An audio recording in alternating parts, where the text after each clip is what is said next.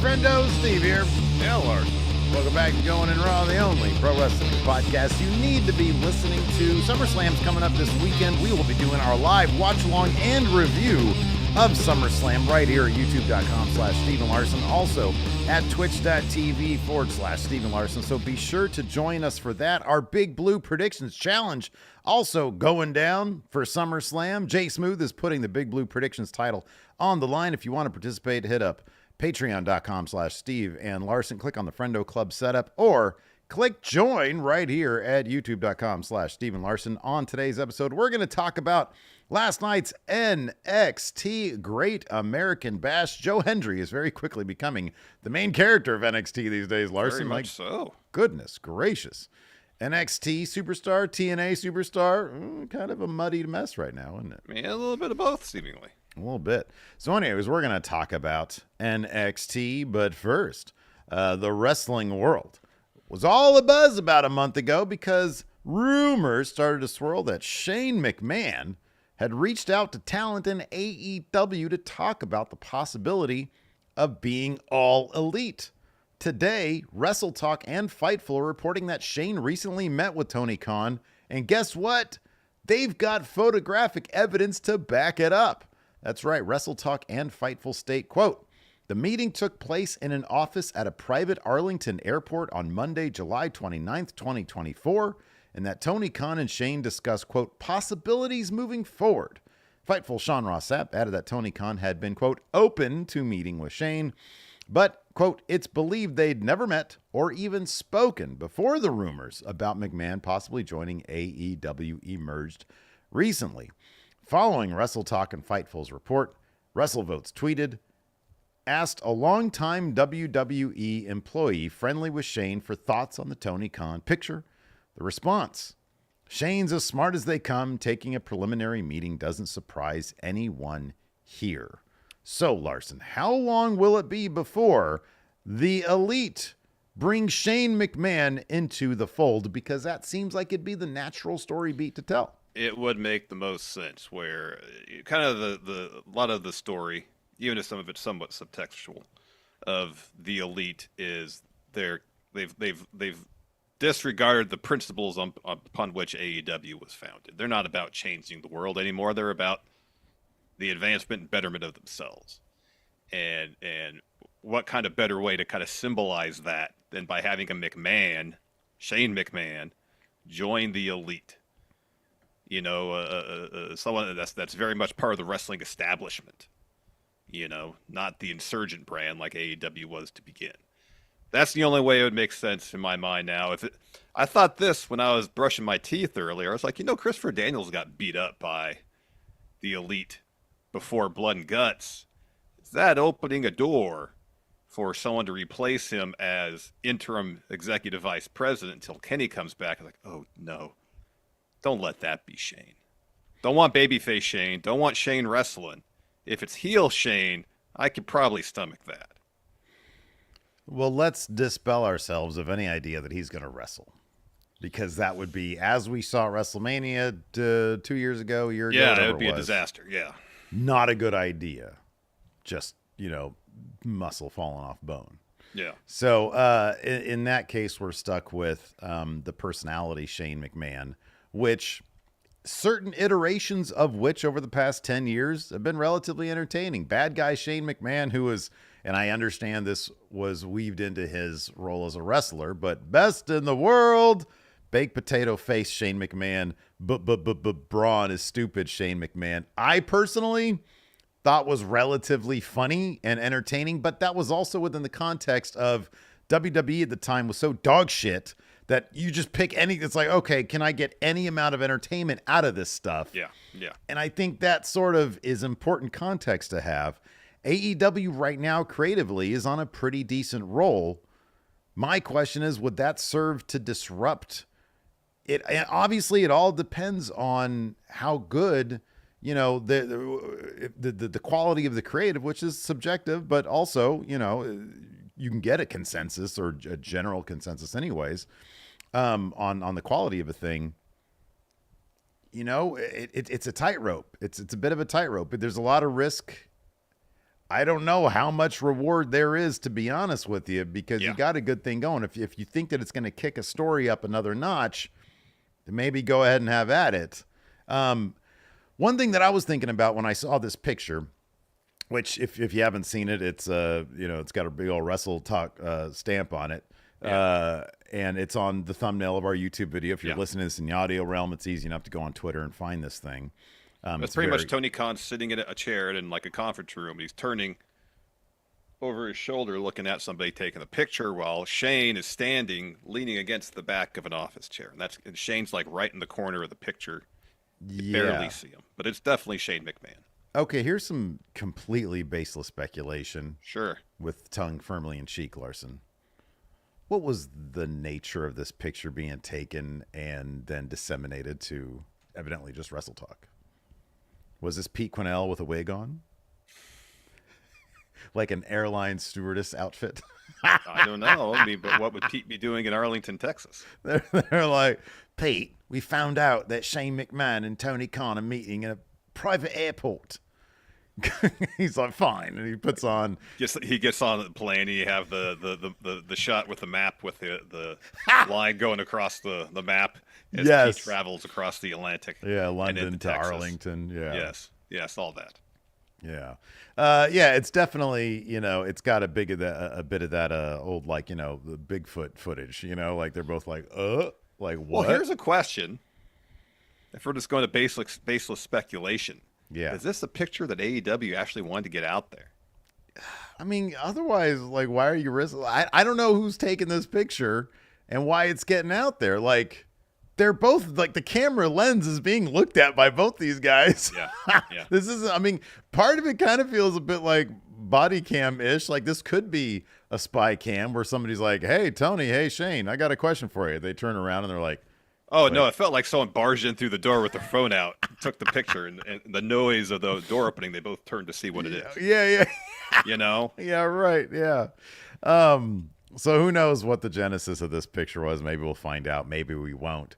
But it is kind of interesting that he reaches out, like if the rumors are true that he reaches out to talent, that report gets out there, which may or may not have led to this meeting having taken place. Or maybe he reached out to talent and talent reached out to Tony Khan, was like, hey, let's do this. Whichever way, this was happening. Well, I wonder too, there was that aspect of it where he apparently reached out to talent. I believe Conrad Thompson mentioned that on one of JR's podcasts. And then there was a story going around that Mercedes Mone ran into Shane at LaGuardia Airport. Mm-hmm. And then Mercedes talked about it. Mentioned they had a conversation, exchanged numbers, mm-hmm.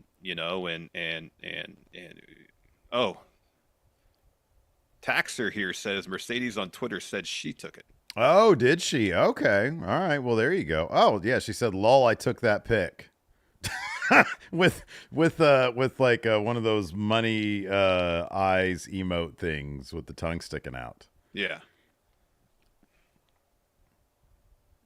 Take her for a word? Was this trolling? I guess so. But, I mean, like Mercedes talked about running into Shane at the airport and saying, hey, essentially we talked, exchanged numbers in the event that something could happen. Maybe this, again, baseless speculation. Maybe this is something Mercedes has facilitated between Shane and Tony Khan. Yeah, that could entirely be.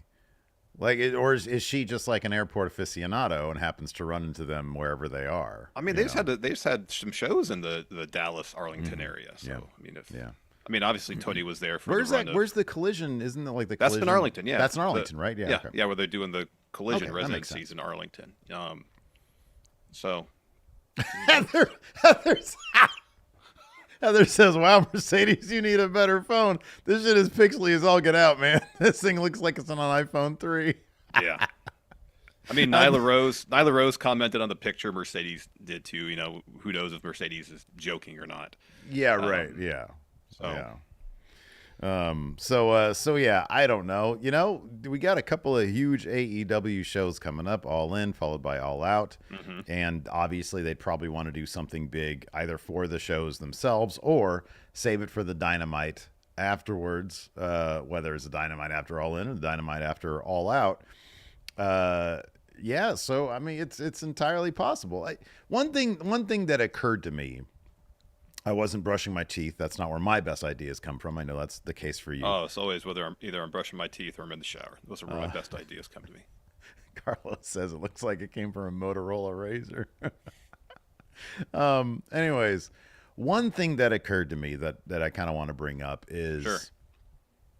Tony Khan, if he doesn't have kind of like the leverage over certain people, can something like CM Punk, I'm just talking about CM Punk right now, right? And everything was fine for a bit until it wasn't.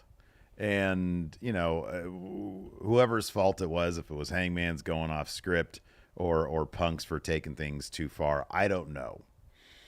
But Tony Khan hasn't exactly demonstrated that he can have like total control over the situation. If there are people who he has, because one thing about CM Punk that I wonder if he regrets is like really talking this guy up right in front of him. This guy's the plus delta. This guy's the everything. Yeah, which can really CM Punk. Yeah, totally. Yeah, which can really give somebody a lot of thinking they got a lot of pull and they can go act a fool. With Shane McMahon, Shane can go out there and kind of do whatever he wants. And so they would have to be completely and totally on the same page. Yeah, because when that doesn't happen, like when Shane tried to change the Royal Rumble to his liking and then got fired from WWE because of it. Yeah. You don't, especially when things seemingly are heading in the right track with AEW. Creatively, it seems like they've got things in order and they're telling stories and there's a vision for the stories and they're telling. It seems like overall the show has a vision for what, like Dynamite's its own thing, Collision's its own thing, Rampage is its own thing, and every show has this kind of distinct vibe to it. Ratings are up a little bit. Attendance is up a little bit. Things are going in the right direction. And the worry is you bring somebody in like Shane that it could disrupt the rhythm they got going now. You don't want that to happen. That's why him just joining up with the Elite makes the most sense, because it seems like the most seamless thing. And it seems like a story where you got the Young Bucks involved, you got Tony Khan involved, who knows who else from creative is involved in this. And it's not something like where Shane just come in to start doing exactly what he wants to do. There's already personalities established that are driving this storyline. So Shane just can't come in and be like, nope, we're going to change everything. Right. And that is the concern, is would he understand that, and would he accept a role where Tony says, listen, we've got a great idea for you to come in these days, do these things, say these things. And then, that's the plan right here. Would Shane, granted, it's a completely different landscape than it was in WWE, where maybe Shane felt, hey, I'm Kendall Roy. I can come in and mix things up if I want to because I'm the heir apparent. And maybe that's how we felt at the Royal Rumble that one year, which is weird. But is he going to come in AEW and say, oh man, that's a great idea, but what if we do this? Okay, well then we got a problem. Or what if you're 3 weeks deep into this, you're at your most pivotal point, and he's ingrained in it, and he comes in and says, well, what if we do this instead of what we agreed on? Whoa. Okay, well, now if I say no, or if I say I'd much rather proceed on the way that we wanted to go, will he comply? He doesn't have to, because the guy, I have no idea what the McMahon family business is like in terms of who gets how much or whatever, but I'm sure Shane McMahon has probably more money than I do in my bank account. You know what I mean? Yeah. And so he could probably be like, doesn't work for me, brother. Mm-hmm. That's the concern. Absolutely. Yeah. So, would he come in with like a bunch of ideas? Did he, in that airport meeting, did he say, I got a great idea. It's called Dynamite Underground. I'm stealing that from some people in the chat here. Did he coming in saying that? Is he coming in saying, hey, you know what? You got this Dynamite Diamond Battle Royal thing. I think Shane McMahon be best in the world at that. I don't know. And how do you say no to that guy? And how does he not say doesn't work for me, brother? And then torpedoes a good streak he got going. Well, you gotta think that the nature of these conversations, whether if he gets hired, is very much we're going to employ you, your independent contractor, to fulfill this role in the company. That's it. Mm-hmm. And you got to hope that Tony Khan has learned from the CM Punk tenure or CM Punk's tenure in the company.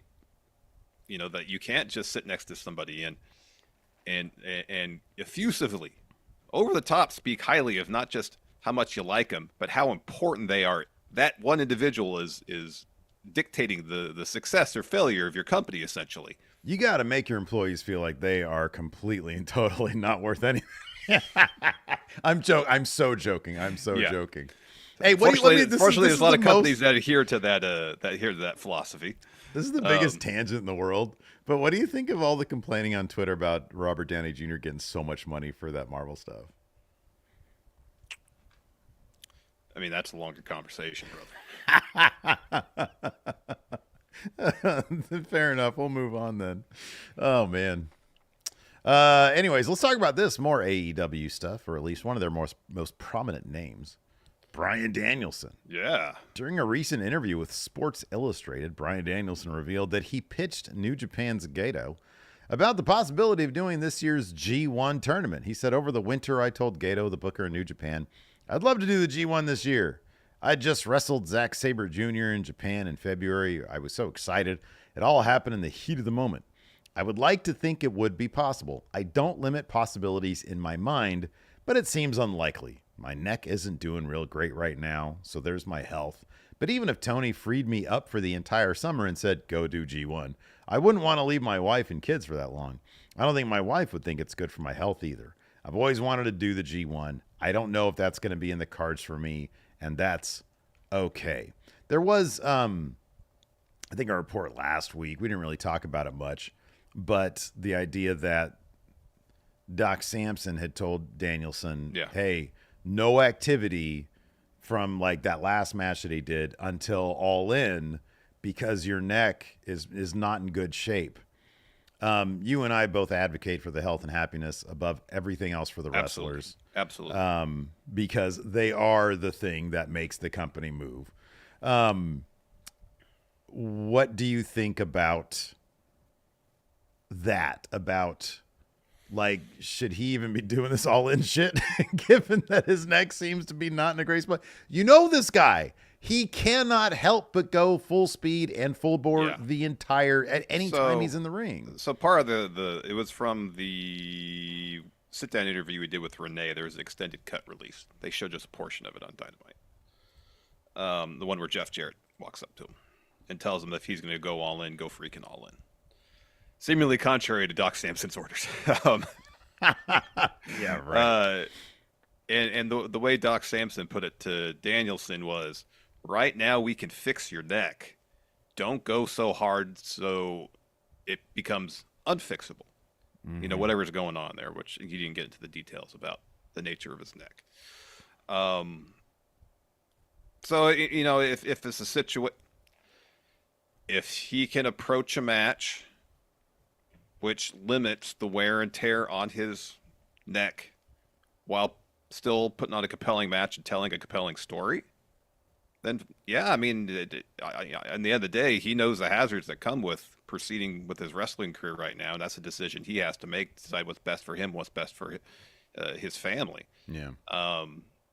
And I fully believe that he is capable of telling a story and putting on a match and putting together a match with Swerve that limits the impact on his head and neck to try to keep the situation fixable and not take the injury to such a degree that it's harder to fix or causes, you know, lifelong complications to fix it. Yeah. You know, Swerve, Danielson, professionals, they know how to put a match together. They know how to tell a compelling story, and they both know how to be safe in there. Yeah, right. So he's got to hope, all right, they accomplish those things. Danielson walks out of the match, and his neck is no worse for wear because of it. Mm-hmm. After that, who knows? You know, I don't know how much longer to be wrestling. If he has to go and have surgery on his neck to get that taken care of, that's going to keep him out for a while, obviously. Yeah, right, yeah. You know, and the odds of him doing a G1 at this juncture seem pretty minimal. He seems to understand that. Yeah. 5 years ago, heck yeah. Yeah. Yeah, it could have been pretty awesome if we got that. I mean, if you'd have had whatever, like, peak Kenny and peak Danielson in the Oh G1. Lord, that'd been amazing. 5 years ago. Yep. That could have been something really special. That could have Yep. that could have been something pretty crazy. Even when he showed up in AEW in 2021. Yeah. Even like 3 years ago, that could have been pretty crazy. And that was something we used to speculate on back in the day.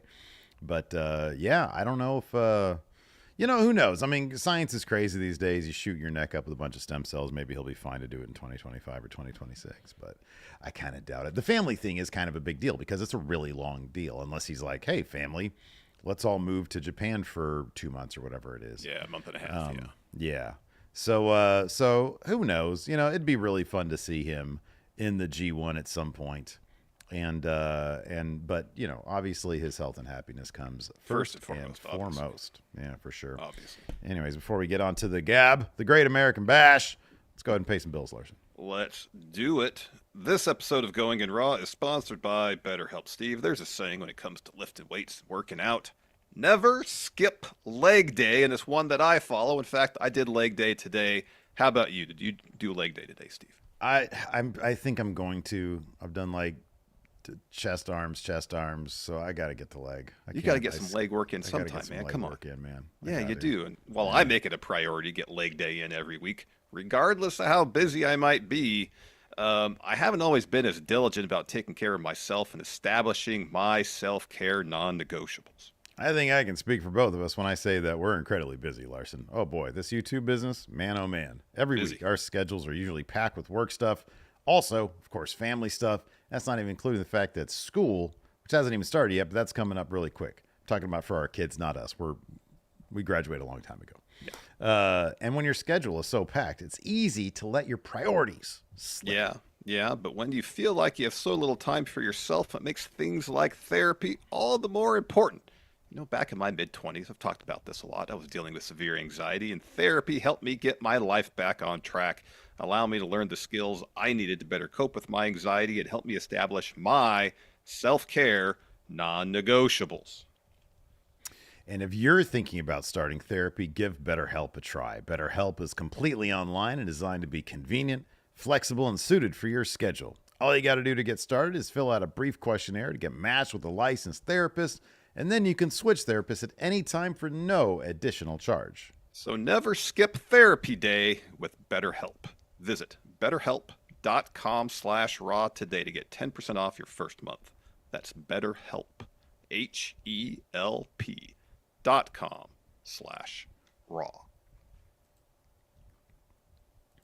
All right, so the Great American Bash Night 1. Yeah. We had a women's title match, really fantastic match between Roxanne Perez and Thea Hail. Yeah, it was really good. Really terrific stuff. It was really good. Perez, of course, came away with the win there. But man, oh man, Thea Hail. I don't know. I don't know what direction they're going to take in terms of Chase U going to main roster or what that situation's going to be like. But I think Thea Hail's going to be kind of a big deal like 5 years from now, 3 years from now. It seems like it. She came back when she initially came to NXT, she knew her character right away. Mm-hmm. And there's aspects of that character that continue on, but the character has evolved the longer she's been in NXT and the longer she's been in Chase U. And it's been interesting to see that evolution of her character. And Chase U as a unit, maybe Safer Riley, has great chemistry. I'm joking. They have great chemistry. That's a standard talking point here. That guy's trash. Get him out of there.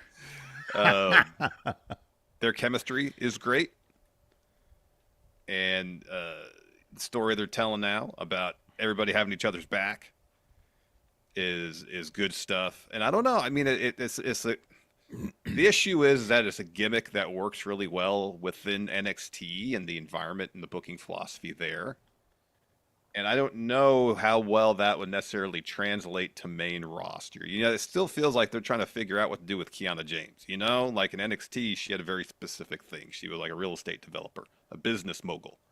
And they kind of hinted on that the couple times she's been on main roster, but she hasn't been on TV forever. So I wonder from a creative aspect, they're trying to figure something out that isn't so based on what she did in NXT. Yeah, I don't know. That's a bit apples and oranges, though. I'm not saying it's a one-to-one analogy, but the concern you think might be there because so many of the NXT characters are so much more kind of over the top. You know what? I think the bigger issue with Chase U is they don't have a real, like, factions need that alpha dude. You know, because like right now they got an alpha woman. They got Thea Hail. She could be in the women's division doing some cool shit a couple of years from now. But like Andre Chase and Duke Hudson, they're not going to cut it in terms of main roster. You know, like Alpha Academy, they had Chad Gable. Right now, Alpha Academy they have Otis, and he's like over and everything, but I don't think he's going to be challenging for any titles anytime soon. And yet they're still there and it still works, largely based off the history of Gable because they're still actively in that feud. I don't know what their long-term prospects are, if they're going to be a thing long-term. But I don't know. I think that given what Chase U does in NXT, let's say they get called up as a faction post-WrestleMania, I think at that point the crowd will know who they are, and I think they'll pop big for them. Whether or not they're going to be integrated in a successful way, storyline wise, I don't know. I mean, it could be Ridge could end up being that guy. I don't know because he's definitely got the look and the build for it. But I mean, Duke could be that. He's a great looking guy. He's a decent enough wrestler, and you know. But yeah, I don't know. I think that they are one of those acts that when they in a weird way to me, they feel kind of like Enzo and Cass, how they were always the favorites there in NXT on a certain level because they never won the NXT tag titles. No, but like they were always those personalities that people really gravitated to, and so when they got called up, they had a big reaction. And I think Chase U is kind of in that same spot. When they do get called up, they're gonna have that big reaction, but it can't be too much longer that they're just in NXT because like Chase U is one of the first things in 2.0 that happened. And, you know, similar to similar to Tony D. I don't know how much more they can do with this guy before he eventually gets called up to main roster. Yeah. I mean, at a certain point, how long can you be in NXT for? I know, but then you have going back to the idea of the transitioning of characters from NXT to the main roster. Like, it's great when we see that seamless transition, you know, where they carry on who they are as characters, maybe even some story beats. You know, if there's any kind of loose ends in terms of stories, they try to carry them on in main roster, and I appreciate that a great deal because that's what that pipeline it should exist in that fashion. You know, it should be one just seamless transition, and you come to main roster the same character you were in NXT because that's the character your audience is already familiar with. Yeah. But Tony D is another example of a character who even Tony D just kind of works in NXT. You know, because it's still, you know, like, is his criminal operation? It has been historically. It's extended beyond the parking lot of the Performance Center. And you just think, why the heck is this guy, if he is a successful gangster, working a Performance Center contract for $50,000 a year being a wrestler? Yeah, it's not even like a facade. Like, hey, I'm just a wrestler. I don't engage in organized crime because he's upfront about the fact that he's the self-appointed Don. No, I know. We've tread that ground before. That's also kind of the thing too, is that these dudes who've been in NXT now for 3 years, like they're gonna want main roster money at some point. You know, they're gonna want a raise at some point. Yeah. So yeah, I don't know. I think that I guess my main point was just Chase U, I think, is one of those institutional acts right now in NXT. Is doing really good work. At a certain point, though, they got to do something more with them because I think this is now Thea Hail's had a couple title shots. This is their second title defense. This is their second one? Okay. Second attempt at winning the title, yeah. And maybe it's a situation where number 3 will be the charm, but you also got some big names coming in. You've also got some other big names that they've been able to develop, like a Jada Parker, like a Sol Ruka. Yeah, Lola Vice, too. Lola Vice, yeah, absolutely. So, yeah, I don't know. Just be interesting to see how it all ends up shaking out. I mean, seemingly Thea Hail's story arc at NXT should at some point lead to a championship win. Which would be a huge moment, yeah. Which would be a huge moment.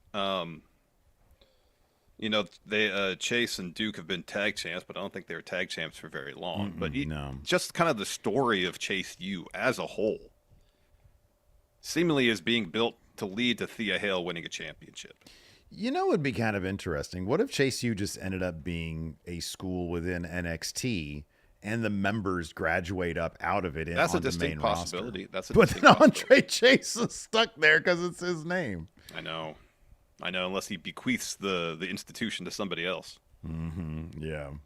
Who knows? Yeah. Who knows? Yeah, right.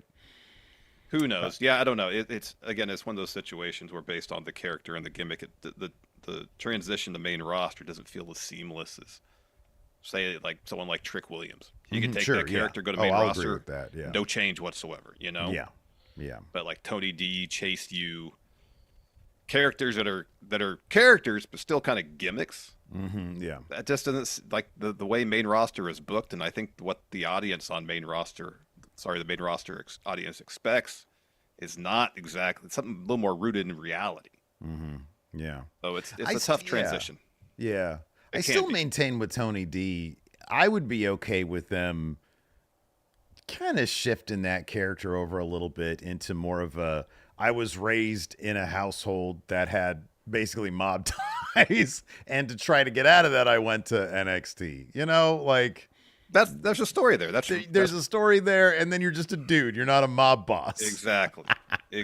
Let's talk about Joe Hendry, because TNA's brightest star looks to probably be, because he talks about, dude, that last awesome promo of his as he was leaving, he got beat up by Gallus. Hey, yeah.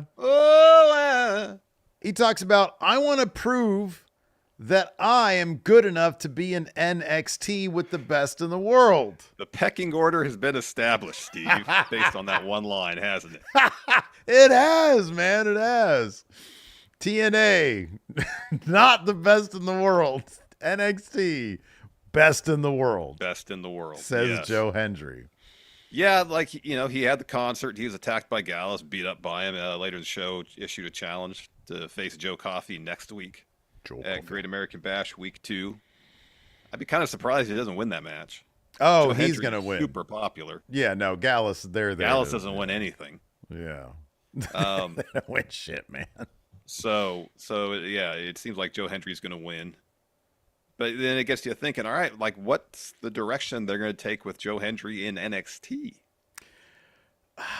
Dude, I am dying to know what the arrangement exactly is. And you could have. I don't think it's I don't think it's likely to happen. But I don't think it's a huge stretch to think that MSK could beat Axiom and Nathan Frazier for those tag titles next week. It's about to bring that up. I mean, that'd be nuts, because, like, what does he go? What's Nash Carter? Is that his name? Oh, Zachary Wentz. What's he going by in NXT? Zachary Wentz? Yeah.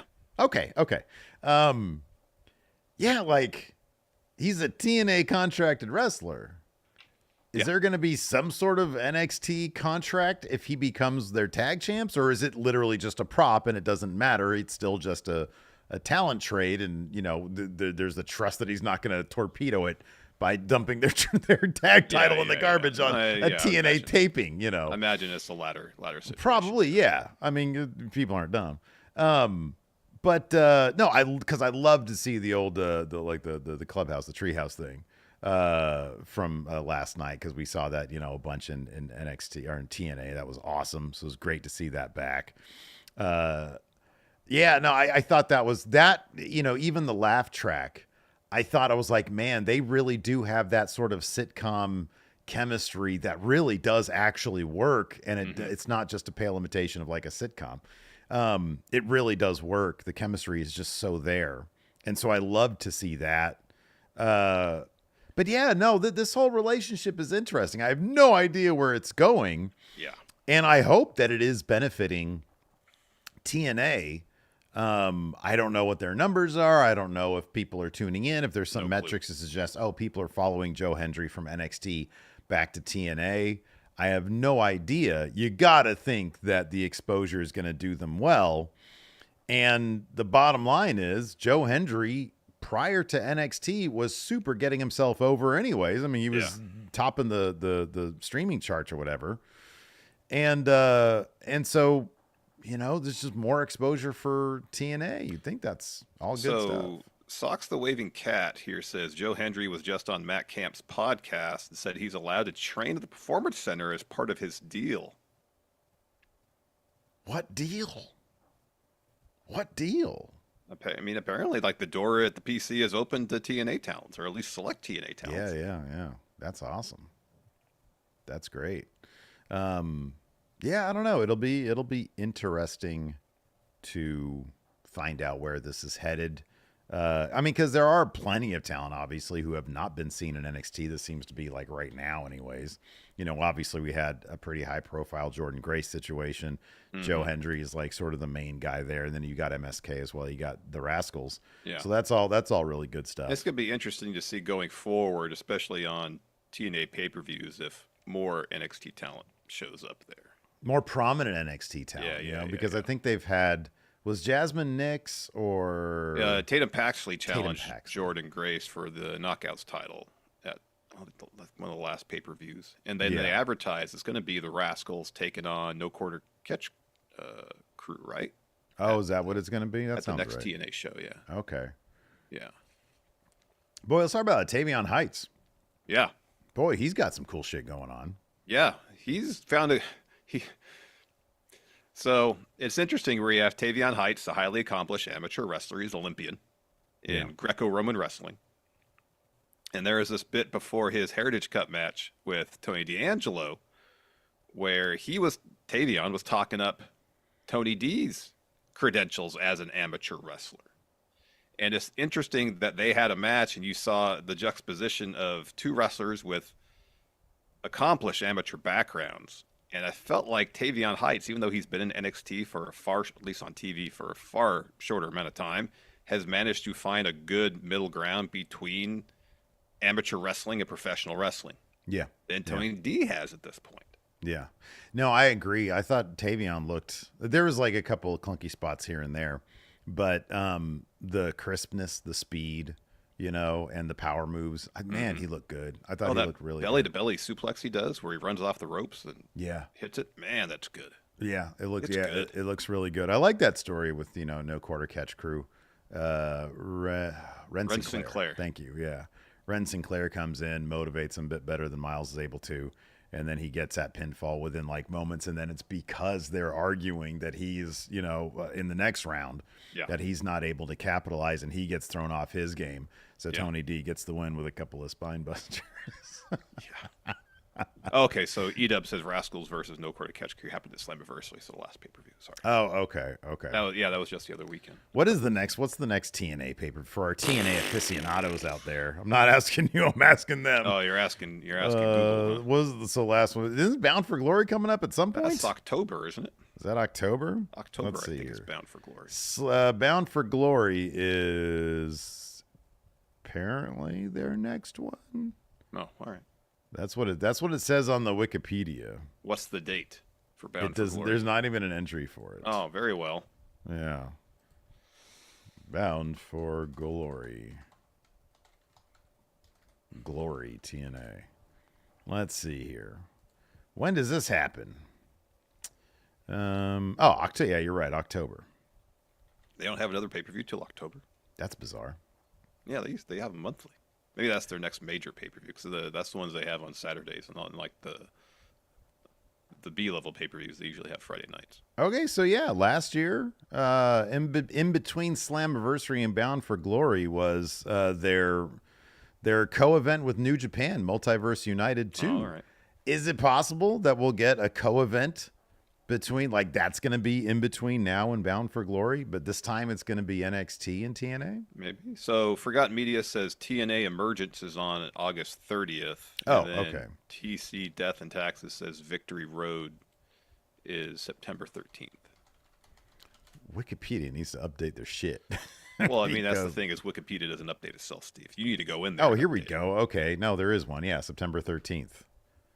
Okay, well, they need to start updating this shit a bit better. No, like we need to start updating it. Yeah, I know, but when I update stuff in Wikipedia, it just changes it back. Well, it's because you're changing the Solo Sikoa's Heights to shorter than Steve. Right, because I guarantee he is. I don't care what Wikipedia editors say, the editing committee there. Anyways, we have some super chats here. Alex Foster here says, as a Alexis King fan, we prefer the term intellectuals, while AJ Otani then re-upped his membership for 10 months. Says, love being a friendo and a registered Lex offender. Where was Obafemi? Yeah, man, look. He was at the beginning of the show. He showed up at the arena, walked into the Performance Center, and wasn't on the show. He was like, want some of that good catering. Not booked for the show today, booked in catering. Gonna eat good, Obafemi says. Maybe. He's like, I don't know why there are cameras on me. I'm not doing shit. I'm just going to go to catering. You guys want to come with? No, he's not booked fine. for next week either, I don't believe. No North American title match for him? Is Oro and Ethan Page, and then the tag titles. Hey, maybe he'll help Joe Hendry against Gallus. Maybe. HDMS Kingslayer, member for 5 months, says self-care, talking about the BetterHelp thing. Self-care, nah. I'm all about that friendo care. Oh, man. Lucci Club Studios here, super chat says Tony's gonna need better help if he decides to work with Shane O'Mac. Tony Khan's non-negotiables are going to be put to the test here. Mm-hmm. Emerald City Pictures have been a member for 22 months now. All these members are all going to be so much, everybody. In the Big Blue Predictions Challenge. So the forum's up right now. Oh, whoa. SummerSlam forum's up now. It's breaking news. Now, Steve. Breaking news. Emerald City Pictures says, how do you feel about Howdy versus Gable and the SmackDown tag title match not making the SummerSlam card? I honestly really wish they were there, says Emerald City you Pictures. Got this 3-hour kickoff show preceding SummerSlam. You can at least toss a couple matches on there. Howdy versus Gable is still in its infancy. That needs to wait. The tag titles... the SmackDown tag title match, the go home SmackDown seems like it's going to be kind of a loaded episode. It seems like it's usually the matches they might have had on the kickoff show. Now they just put on the go home SmackDown. It seems that way. They've done that a couple times. And maybe there's some metrics that indicate that more people watch the go home SmackDown than the kickoff show, and so they don't bother putting matches on the kickoff show anymore. Yeah. Let's see here. We got another one. Oh, another super chat here from Brandon. Says, why doesn't Apollo have a finisher called Cruise Control? What wrestlers do you guys think should have an obvious finisher or a name for a finisher? I know we've talked about this in the past whenever it sort of comes up, but I don't know. Like, this is kind of an on-the-spot type question.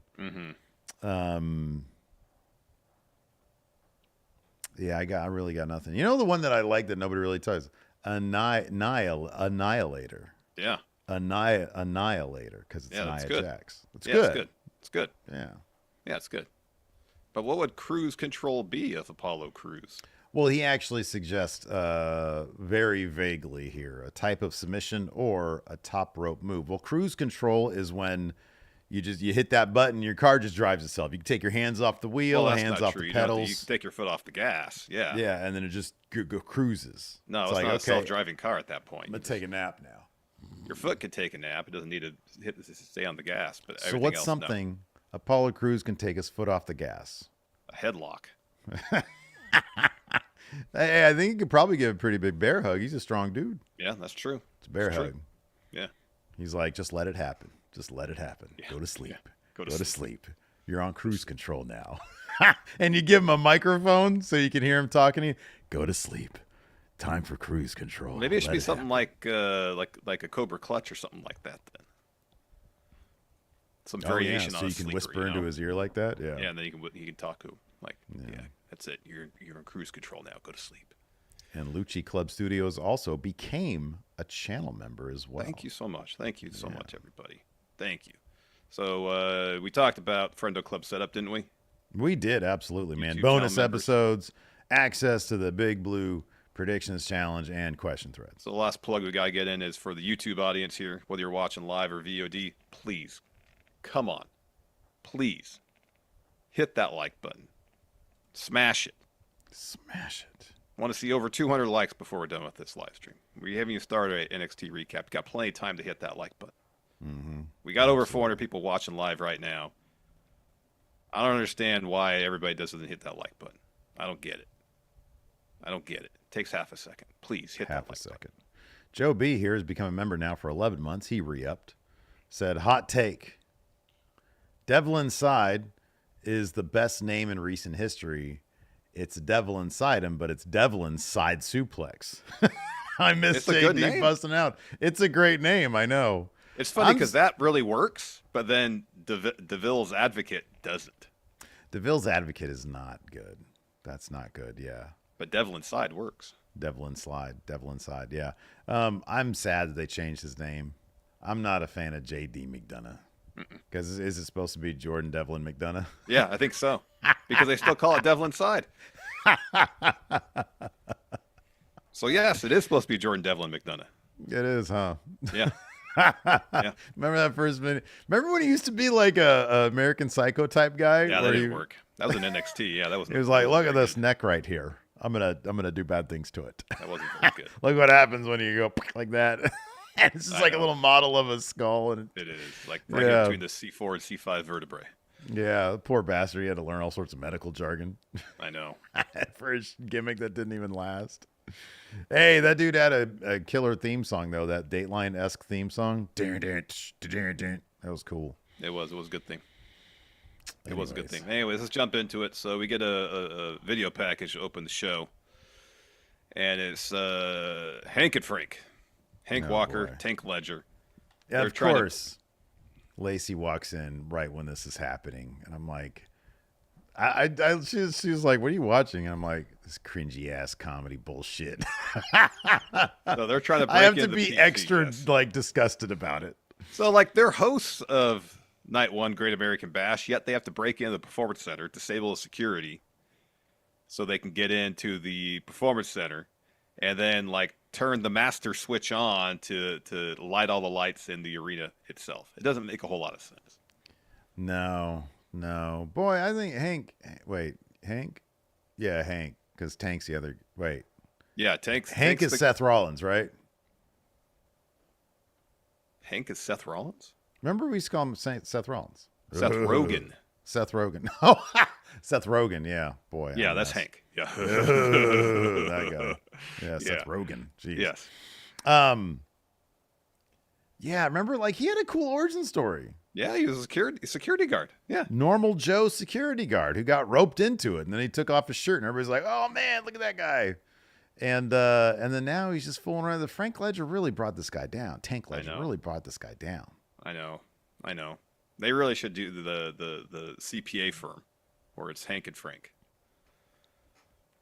That should be. I think that's a terrible idea, but it's funny to us. It's funny to us. It's hilarious to us. Imagine if Kiana James was still in NXT.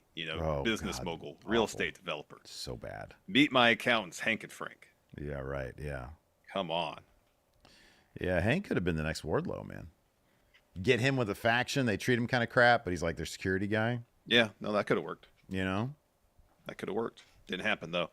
So then we see Roxanne Perez. She arrives at PC. D'Angelo family, they arrive at the PC. Obafemi arrives at the PC. We don't see him again the rest of the night. I don't know why. He got his paycheck. He's got his paycheck. So we have our first match of the evening for the women's tag titles. Lash legend Jakara Jackson taking on Alba Fire, Isla Dawn, the Unholy Union. It's like that. Sorry, I don't mean to keep interrupting. It's like when Cody won the title and LA Knight was out there celebrating, and they're like, "What are you doing out here?" "Oh, they offered me an extra $50." Oh, but Femi's like, "They offered me an extra $50 just to be in the intro." Oh my goodness! Sorry, my sides hurt now. Oh, the idea of LA Knight getting an extra $50 is hilarious to me. Oh my goodness! So Fire and Dawn get the win here after hitting their finisher on Jakara Jackson. It's a solid match though.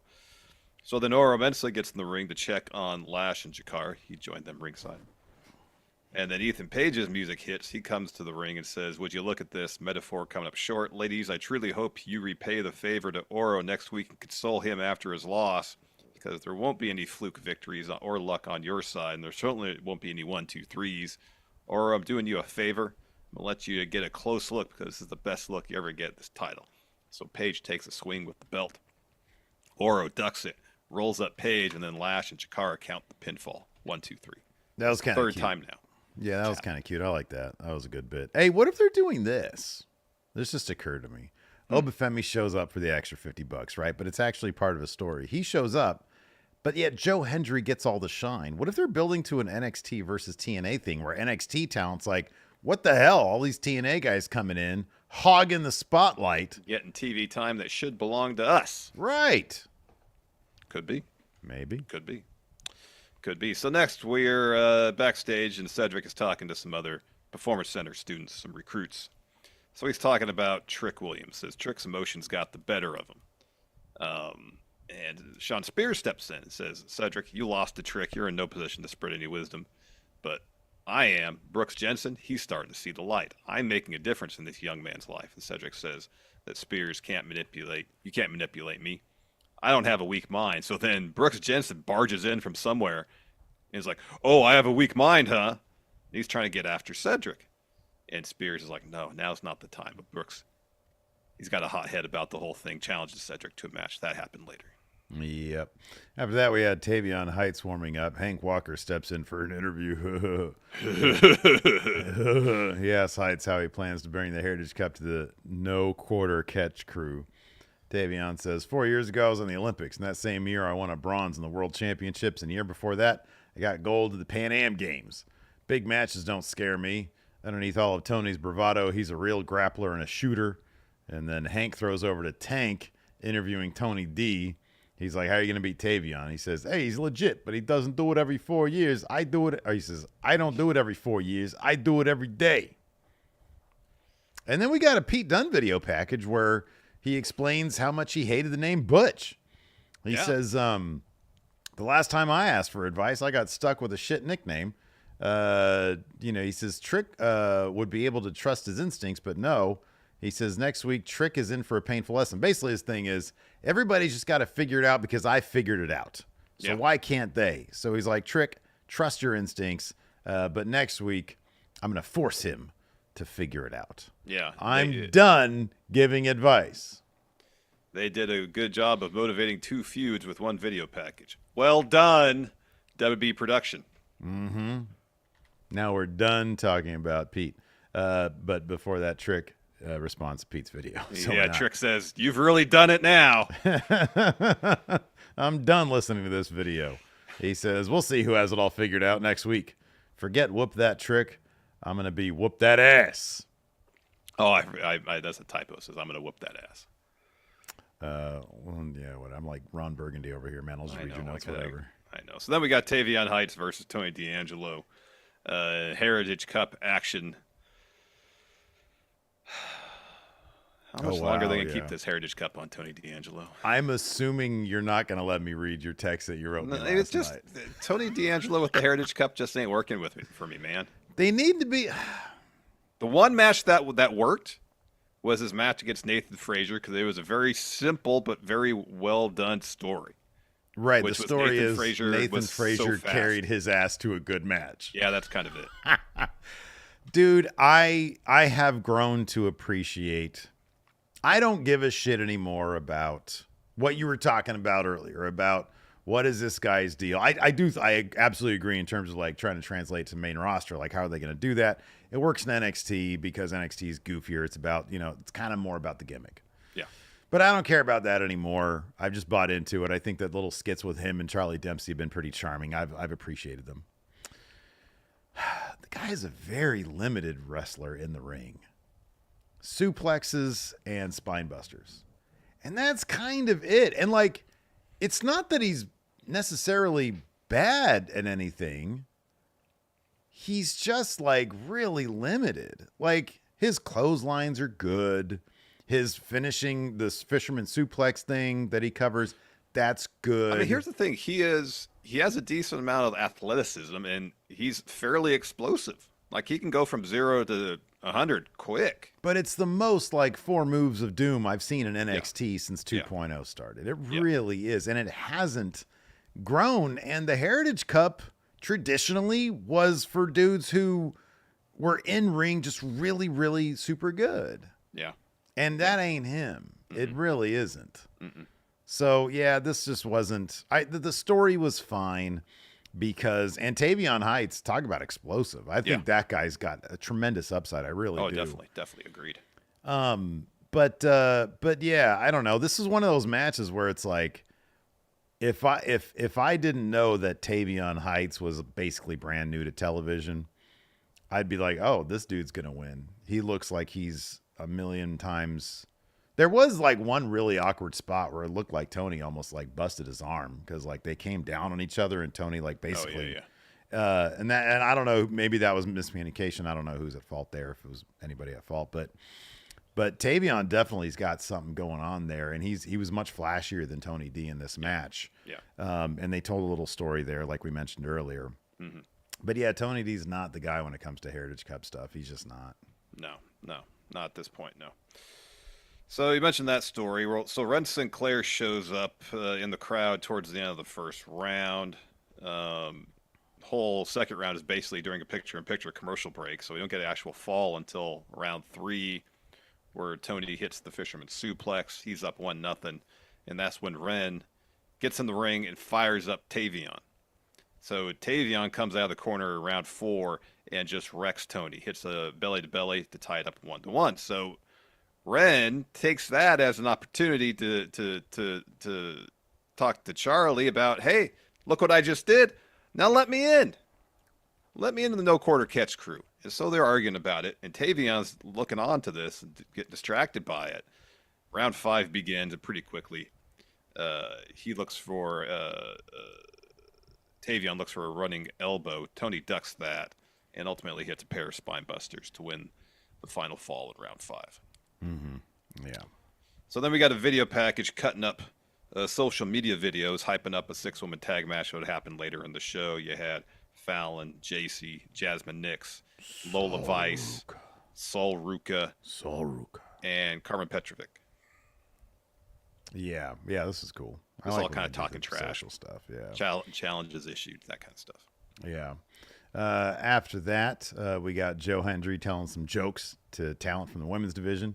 He's got his concert coming up here in a second. He leaves. Ashanti steps in, and because they're like, oh, yeah, we believe in Joe Hendry. He's like, hey, I believe. You completely skipped over this Brooks Jensen match with Cedric Alexander. Oh, my bad. Yeah, I totally did. Yeah, Cedric Alexander got the win here. I was kind of surprised by this. I thought these dudes come from main rosters to eat the pin. He got the win over Brooks. I like the bit where Brooks slams Cedric on the announce table and then gets on the apron and just throws his body in Cedric's general direction. Yeah. And Cedric gets out of the way, and then hits a lumbar check after that to get the win. It was pretty yeah. And Sean Spears comes out with like his long suit jacket with no sleeves. It's like they took the fabric from the sleeves and extended the length of the coat. It's like this man is trying to make the worst possible. There's like Seth Rollins, who makes very eclectic and interesting fashion decisions. And then on the complete opposite end of that is Sean Spears, who just completely butchers the idea of fashion. It's the worst. It's like literally the worst. I don't know. Anyways, after that, we had a Javon Evans video package where he's talking about his influences as a wrestler. Oh, this was so good. It was really cool. Parents got divorced. He had a lot of anger issues. But once he saw RVD, the whole effing show. Jeff Hardy mentions Jeff Hardy as Hardy? Well. Yeah. Yeah, man. He was all about it. So yeah, I really like that. Then Joe Hendry's backstage talking to some of the women. He leaves to go do his concert. Ashanti steps in and says, hey, I believe what you believe. Let's go check out this concert. Has his arms over the women. So yeah, good job, Ashanti. Then we had the Treehouse segment with the Rascals. So we don't have to recount. This is one of those things you just got to go watch it because their chemistry's so good. Yeah, but they're all very happy to be there, and they basically say, MSK, we should go after those tag titles because we never lost them, and so yeah. And then they because it's PG, they got to cover up the lens so they can get high as fuck. Yeah, they reference it. But Wesley's like, no, this is a PG product around here. I can't do that. Wesley's like, look, now I got this NXT money. Now we got some blow. Oh, my God. What? No, dude. That's too far. Wow, that is too far. That's a joke. It's a joke. So we got Joe Hendry's concert next. He welcomes everybody to the first ever Joe Hendry concert in WB. It's like I feel the buzz in the air. So I'm going to start off with a song I know everybody's going to love. Well, almost everyone. So he sings a song about how Joe Hendry, makes everything better. And Gallus pretty much makes everything worse. During the song, he mentions that Booker T is the president of the Joe Hendry fan club. And he says Joe Coffey claims he's from Scotland, but he's the son of Dutch Mantell. And the chorus is pretty much, if you hate Gallus, put your hands in the air. Mm-hmm. Yeah. So he finishes that song up, says it's time for an encore. Says the people have spoken, so let's sing this together. So we assume he's going to sing his theme. Gallus interrupts. Joe says, what, Steve? Let's see here. Where is he here? He says, there'll be no encore. Calls Joe a one-hit wonder. If I hear that song one more time, someone's getting dead. He says, I feel like I've heard that song before, so if you want some, come get... Oh, that's Joe saying, if you want some, come get some. And then Joe Coffey says, I can't hear that song no more. So then Joe You can't sing no more. Joe Hendry punches Joe Coffey. He tries to fend off all of Gallus, but he's eventually overwhelmed, and then Joe bashes guitar over Joe Hendry's back. That looked like it fucking hurt, too. I don't know if they gimmicked that guitar or not. It honestly does not seem like they did. I can't believe no one gimmicked this guitar. Gosh. You bastards. Listen, so then Joe we got Coffey. Hank and Tank interviewing Roxanne Perez, and they say, you're a history maker, a record breaker. And Roxanne's like, oh, someone around here finally giving me some respect. And then Hank says, speaking of setting records, let's set a Guinness World Record for sticking the most Post-it notes on your face. You got 60 seconds. Thank you, Cultaholic, for the read.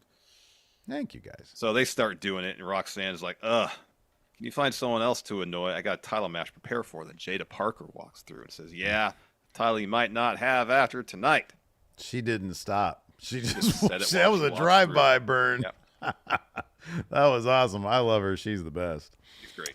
After that, we had an Ethan Page Oro Mensah in-office contract signing. I appreciate the NXT will mix up the venue and presentation for contract signing, so it's not always the same thing.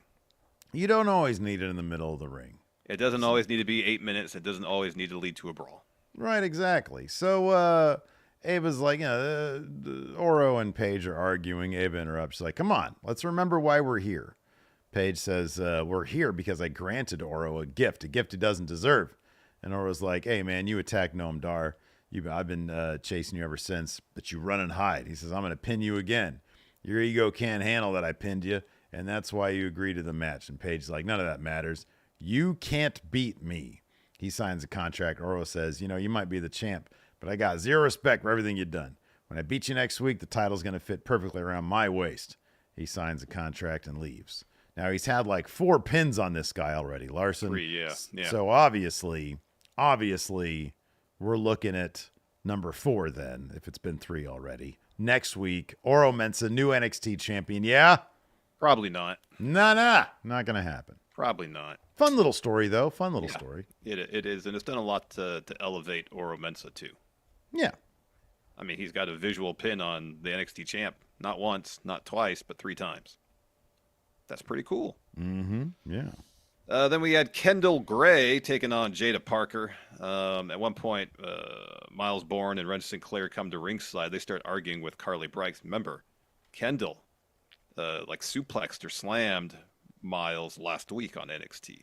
Right. So then Kendall again goes down to the floor and tosses Miles Bourne again. Dude, yeah, overhead. That was crazy. She gets back in the ring, hits Parker with Olympic Slam, gets a 2, but then pretty quickly after that, Jada Parker gets the win with a running hip attack. Mm-hmm. Yep. After that, we've got Thea warming up in the locker room. Ridge is there. It's just Ridge and her. And he's like, you're not as, or she said, I'm not as nervous as I thought I'd be. He was like, that's because you got this. Tonight, no one's throwing in the towel.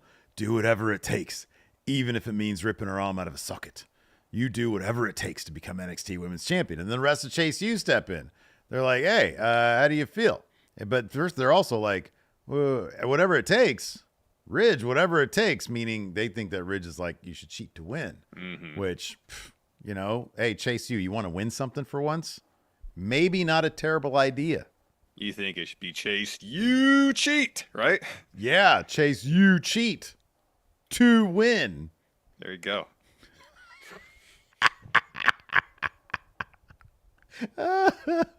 Too legit. Oh, man. Anyways, she's like, I'm pumped. I'm going to go tap Roxanne's ass out. Oh, man. Then we had Axiom and Frazier. talking to there's a lot of people in this segment. Yeah, this was actually kind of funny. Yeah, so Axiom is talking to Wild in Spanish about their speed match because it's a Del Toro and Wild are both there. Del Toro got a fresh shave, by the way. Yeah. Stone and Turner stumble in with a contract for the tag title match next week. Frazier's like, "Oh, great, we'll think about it." And Axiom's like, "Sure, let's do it." Oh no, it was like a no look. He's still talking to Joaquin Wild. Yeah. He just signs the contract. And he's like, "What? You did what?" He's like, "Can I get a moment with this guy?" And Frazier's like, "Did you just sign a deal for a tag title match without my consent?" He's like, "That's the definition of not locking in." And Axiom's like, "Nah, man, I am locked in. Focused, we're fine. We're going to defend these titles. But first, I got to win my speed match tomorrow." And nonchalantly walks up. That's how you handle it, Axiom. That's what you do. You get him more than he got you. Exactly. You know, you want to play that game, Nathan Frazier? You want to take your eye off the prize? You want to go solo? Exactly. That's what happens. I don't know. They're not going to be tag champs much longer. Then we got JC Jane, Jasmine Nix, and Fallon Henley teaming up against Lola Vice, Carmen Petrovich, and Sol Ruka. So the heel team got the win here. Who'd they hit? Oh, Carmen. So Carmen gets tagged in. Jasmine hits her with blocks a suplex from her, hits a Pele kick, tags in JC. JC tags in Fallon, but then JC hits a forearm, and Fallon follows with, I assume, is a new finisher. She was doing like the running knee, but now she's kind of got like a leg capture cutter type deal. Mm-hmm. That she does anyways. They won. Yep. After that, we had Kalani Jordan backstage. She walks up to Tatum. Tatum wants to play, and she's like, "Bro, I'm not a child. I don't play with you, your dolls." And then Wendy Chu walks up behind Kalani, and then Tatum's like, "Fine, let's play for this." And then Jordan's like, "I don't play with my title." And then Tatum leaves. Kalani's like, "What's your problem?" So, yeah. Yeah. She just wants a match. Kalani, geez. Yeah, I know. After that, Joe Hendry walks out into the parking lot. And so he says, "It just wasn't the NXT universe who was excited about tonight. I was. It was a first, a milestone in my career, and Gallus had to ruin it. I'm driven to prove that I belong here in NXT. Where the best wrestle." That's not what he said. "I want to show that I can hang with the best in the world next week. There's not going to be any singing. There's going to be 252 pounds of pure motivation looking to kick Joe Coffey's ass." So that match is going down next week. And then we had our main event, Thea Hail challenging Roxanne Perez for the NXT Women's Championship. Really good match. This was awesome, man. Boy, I didn't think Thea Hail had a chance to win, but they did their damnedest to tell that story. I thought that the crowd was super into this. Yeah, there was a couple times where she locked in a Kimura where you're like, "Oh, this could be it. This could be it." So the finishing sequence went as follows. So Roxanne pulls the apron skirt into the ring. And so while the ref is fixing that, she gouges Thea in the eyes, hits the belly to back, charges towards Thea. Thea sends her into the ring post, locks on a Kimura. Perez rolls to the bottom rope, and then they both roll out to the floor. Perez drives Thea into the ring steps, and then traps her arm behind her, throws her shoulder first into the steps, puts Thea back in the ring, and locks on a crossface. Well, Thea counters that with a roll-up, then locks on a Kimura. Perez reverses that again to a crossface. Thea reaches for the bottom rope.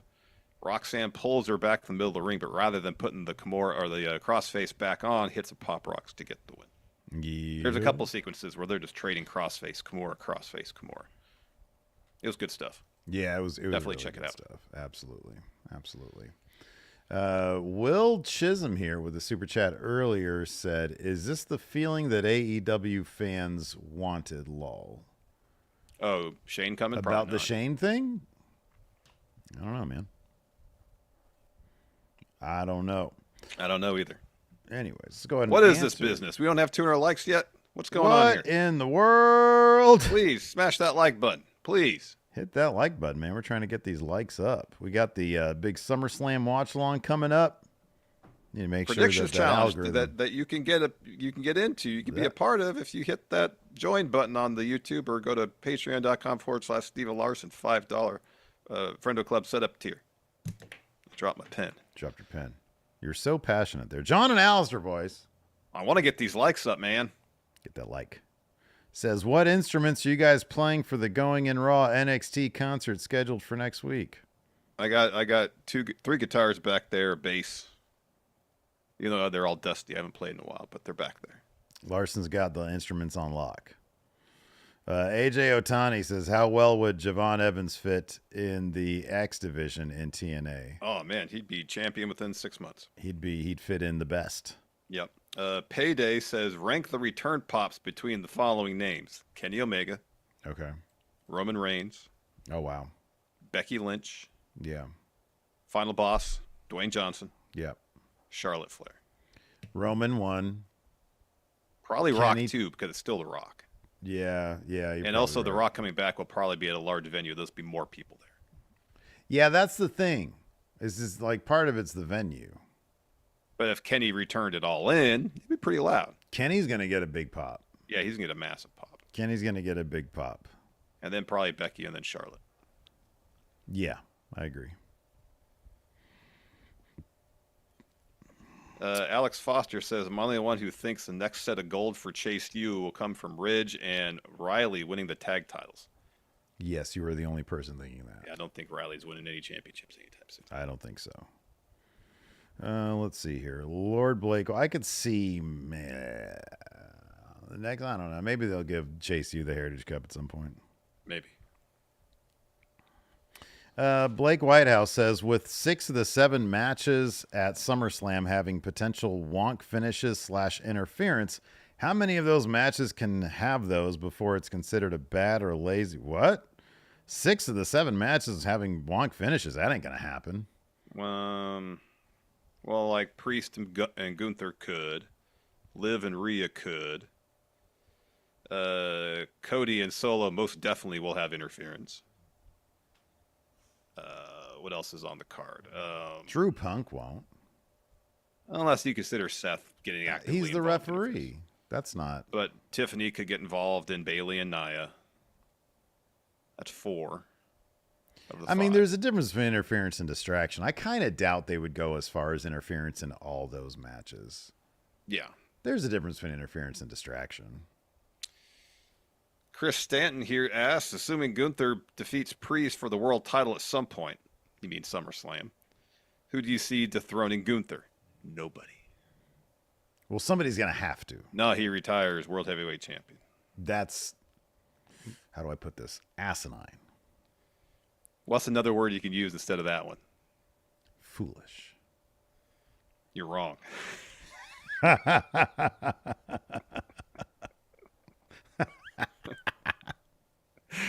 What do you got to say about that? Time will tell, I guess. Maybe I'm wrong. I don't know. I've been wrong in the past. Wouldn't surprise me. Fear and Loathing says, what song would you have wanted Joe Coffey to sing in retaliation at Joe Hendry's? I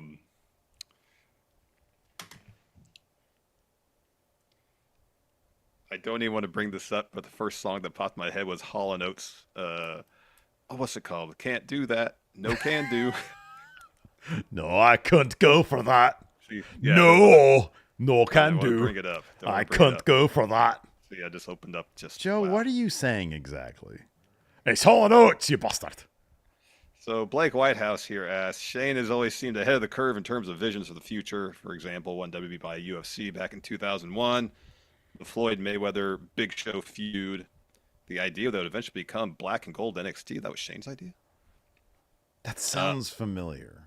From an internal business perspective, would Shane be a good behind-the-scenes person to help expand AEW Ring of Honor? Somebody else said in our thing, I don't know where it was, which was one of our comments questions. It was like, I could see Shane running Ring of Honor. No, he wouldn't. No, he wouldn't.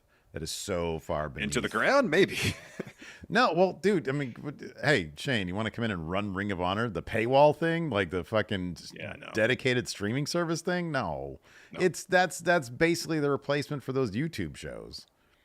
Like QT Marshall might be. I think that's even lower than QT Marshall.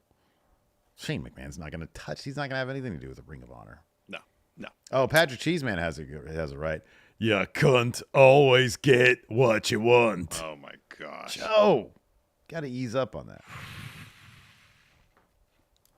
Timor here says, what one thing could Riley Osborne do for you guys to do an instant 180 on him? What would make him less insufferable in your eyes? Oh, I don't know, like a low blow to somebody. Who do That's I it? Not like? Just Yeah, low blow somebody? like a really deep low blow. What if he hit the deepest of low blows on like Lexus King? Yeah, no, I'm thinking about even that's not going to work. I don't know.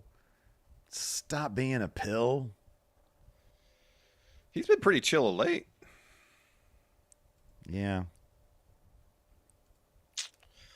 Um, Oh, wow. The Big Cringe says, if you could have been in the room for any meeting between wrestling company and wrestler before signing, who would it be?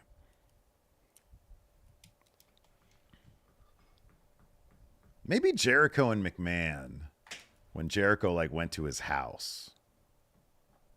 Just kind of curious like what McMahon would have thought of him in the first place. yeah. Like McMahon was paying that close attention to like WCW that. Well, what's the connection then? Jericho shows up. Oh, Bruce Pritchard probably said, "Oh, you should probably check out this Jericho guy."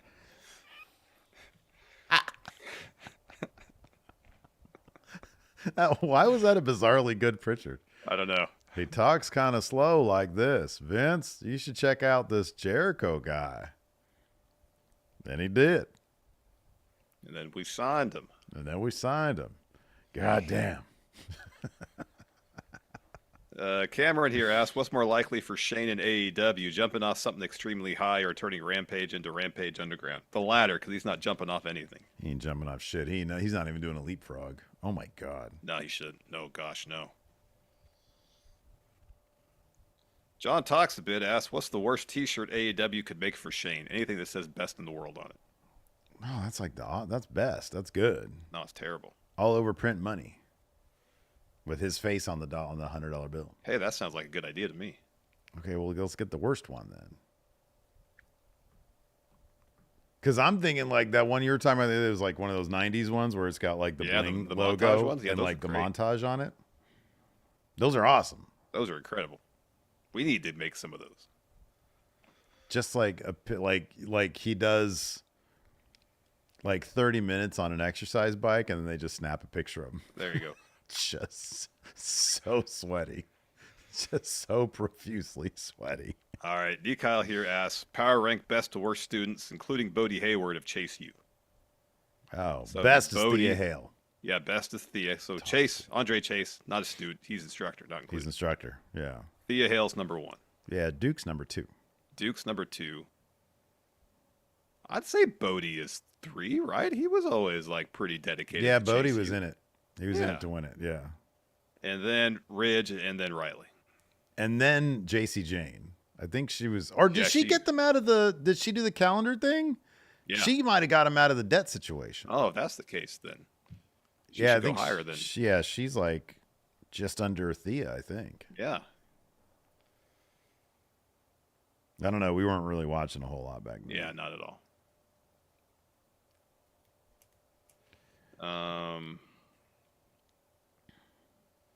Luis here says, it will be the first championship or cup that will appear on the opposite show of the NXT TNA partnership. Well, the Knockouts title's already been on NXT TV because Jordan Grace's Knockouts champion was on NXT.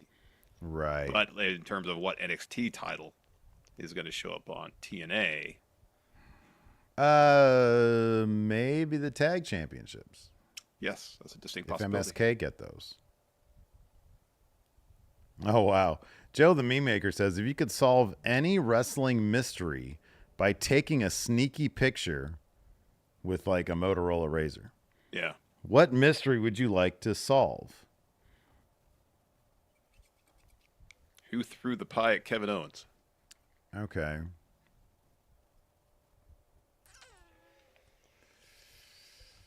Oh, man. Boy. That would be solved in one picture. I feel like one picture taken in the right place could explain who raised. Was it the title? Remember the Stone? Somebody like Stone Cold was. Oh trying to yeah, get there was a ladder match and someone was pulling on the thing that raised the title up. That. Yeah. Yeah. Weston Gibbon Music here asks, create Shane's new AEW faction. Oh, he just joins the Elite. He just joins the elite. Joins the elite. Plop him in. You think there's any chance that he's going to form his own anti-elite faction? Is he gonna become like a elite hunter? He's the leader of the conglomeration now. No, he leads the new elite hunters. Well, who's the new elite hunters then? This would be Team AEW from Blood and Guts. So it's kind of, yeah, maybe, I don't know. We'll end on this one. My spirit animal is a Dorito. Says, what was your favorite old school arcade game? The original Star Wars arcade game with what the line vector graphics. That was awesome. Mine That was 1941 or 42. I forget. I think they had both 41 and 42, whatever it is. Whereas like the overhead plane game, they had that back where when I used to live in England on that Air Force base. There was like a little lonely laundromat where like they had like this little back room thing. And they had one standalone arcade. Granted, there was like a whole like other bunch of like little restaurants and stuff on the base. They used to have like more full arcade. There was like a whole arcade that had arcades in it, right? Yeah. But they didn't have 1942. I love that game so much. I would go up to that laundromat and I would just play that all day long. Not all day long, but for hours on end. like an hour. And then I'd be like, this game's kind of run its course now. Rampage was fun. Rampage. Oh, dude, Spy Hunter was my shit back in the day. I love Spy Hunter because it had that cool, weird steering wheel. Dun, dun, dun, dun, dun, dun, dun, dun. That's going to do it for the show today, everybody. Thanks for watching.